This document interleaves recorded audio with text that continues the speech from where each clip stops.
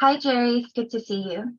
Hi, Sharon. Good to see you as well, and glad to be on to share the White Gold story. So your company presented at GCFF conference in the past. Could you refresh our memory by giving us a quick overview of White Gold?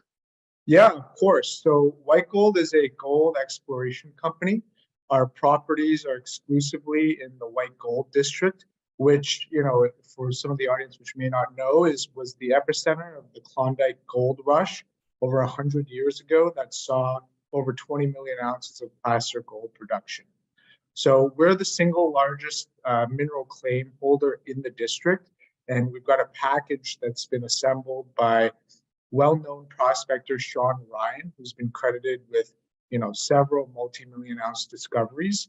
And our property portfolio consists of 30 properties covering over 350,000 hectares. So really truly a district scale land package. Great. Now let's talk about some recent updates. Your company just announced a significant increase in mineral resource estimate at your flagship White Gold project.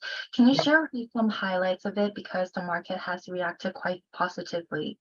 Yeah, of course. No, this is some tremendous news that we put out this past week, and some high-level highlights include we've now increased our resource to 2.1 million ounces total, and that's across 4 deposit zones that are relatively close to each other, and all of which remain open along strike and depth for expansion.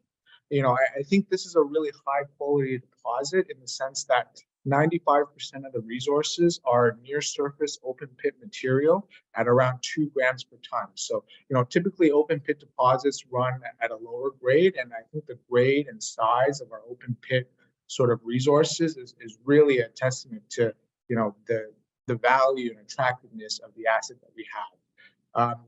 The updated resource we just put out also includes a maiden resource estimate on the Rhine Surprise Zone.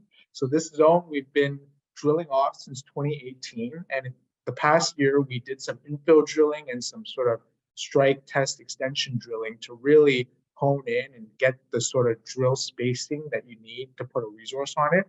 So that resource came out to approximately 225,000 additional ounces to our project, and we're now just under 2.1 million total ounces, which for a gold exploration company in Canada, I think is an important milestone.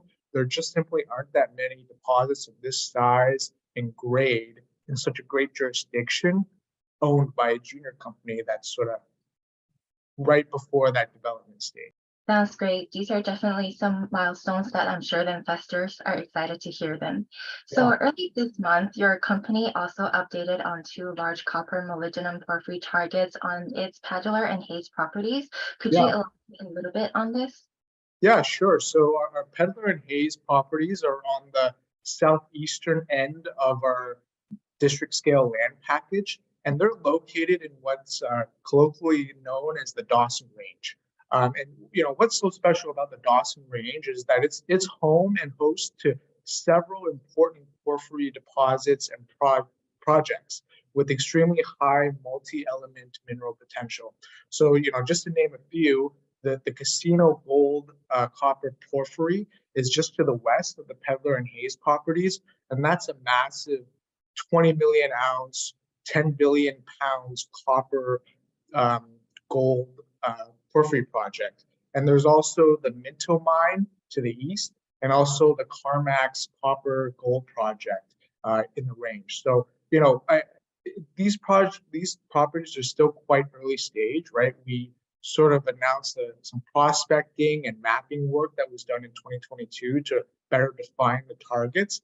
But I think the geological and structural setting of the properties is very prospective, right? Oftentimes, porphyry deposits will occur in clusters, and that's kind of what you see in the Dawson Range, right? You've got 3 major and large copper gold projects that are already there and being defined, right? So still early days for these properties, right? We still need to sort of tune them up and get them ready to the drill ready stage. But I think some of the initial geochemical surface signals that we've seen from our early prospecting, soil sampling, and mapping work, makes the team really excited to continue to advance those two projects. Amazing. So we know that Yukon is a top-tier jurisdiction for gold projects. What makes white gold an appealing investment option for investors who are interested in investing in this region? I think there are a lot of factors that make white gold a really compelling investment opportunity, especially for those who want exposure in gold exploration and, furthermore in Canada's north and Yukon.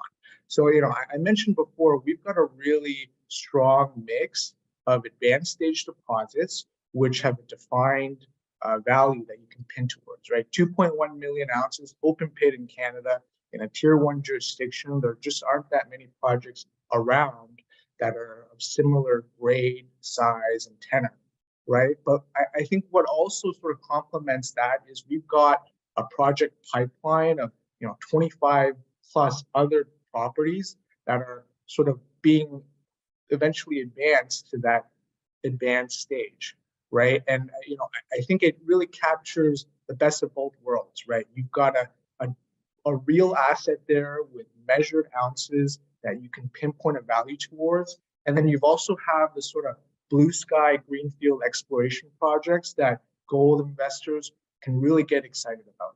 What makes the market really, excited and sort of get behind a stock is when, there's a brand new discovery zone, right? And we've got 30 properties that offer that potential.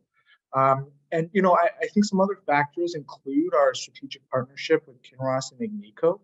These are two of the largest mining companies in the world, and their involvement and support of the white gold story, I think, really lends credence to the expertise of our technical team and also the prospectivity of the land package and properties that we've assembled. And I think lastly, what I'd like to touch on is just the price and value behind white gold. I mentioned 2.1 million ounces of the resource that we had just announced this week. If you're looking at a market cap to sort of resource-based metric, we're trading at just over $30 Canadian per ounce. That's at a severe discount to our peers and to the industry. And I think that, as hopefully this gold market continues to pick up and, draw attention from more generalists, the price point and entry point that white gold currently offers is really second to none.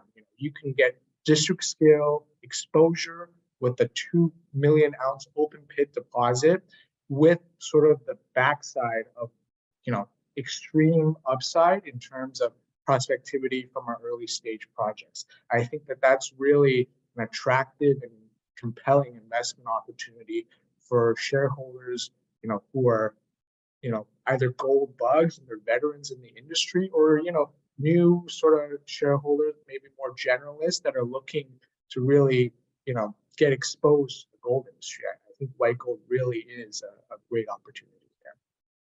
Sounds exciting. So lastly, what are some catalysts that the investors should be looking for? Yeah, for sure. I think right now in the company's growth stage, it's a really exciting time. The company was formed in 2016, and in the first 3 to 5 years, it was a lot of early stage work, tuning up the properties to get them to that drill ready stage. Now we've sort of entered that drill ready stage. We've done a lot of the groundwork, we've tuned up the properties, and a bigger and bigger portion of our budgets have been allocated to drilling new targets and testing the extensions of existing discoveries, right? I think drilling is the most exciting part about junior exploration. That's what gets the market excited, and that's what gets the geologists excited, right? And I think that white gold's at that stage where we're focused on drilling and making new discoveries. In terms of specific catalysts, I think the 2023 exploration program is definitely something to look forward to.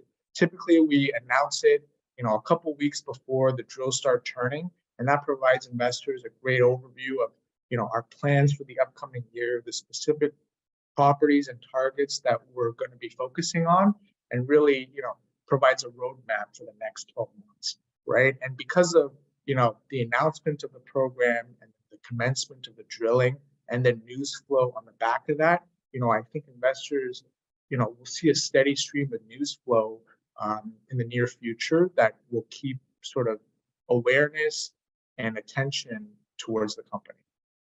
Perfect. That's all my questions for you today, Jerry. Thank you so much for being here with me. Thank you. It was a pleasure. Thank you.